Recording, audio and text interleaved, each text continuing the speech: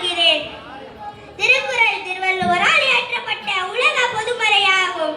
அறம், பொருள், இன்பம் என முப்பால் பிரிவில் 1330 ஈரடி செயல்களை கொண்டு காலத்தை கடந்து நிற்கும் வாழ்வியல் நெறிமுறைகளை வழங்குகிறது.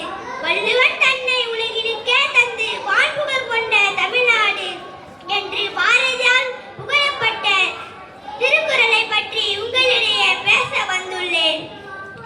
பொருளடக்கம் பொருட்பால் 43வது அதிகாரம் அறிவுடைமை.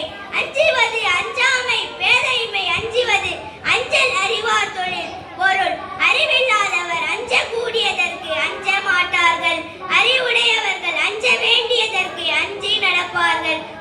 45வது அதிகாரம் பெரியாரை துணைக்கோடல். வல்லார் பகைக்கொள்ளலின் பத்தடுத்த தீமை தே நல்லார் கடல் கைவிடல்.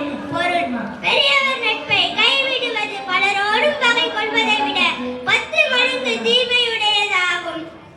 53வது அதிகாரம் சுற்றந்தலால். காக்கை கரவா கரைந்து உண்ணும் ஆக்கமும் அன்னநீரார்க்கே உள.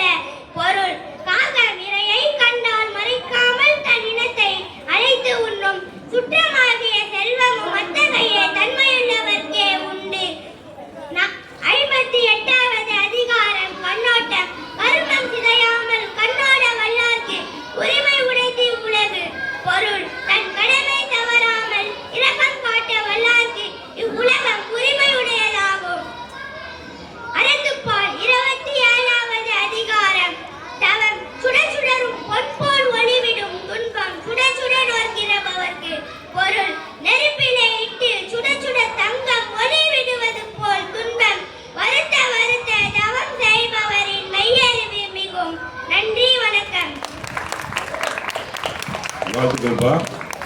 என் கீர்த்திகா.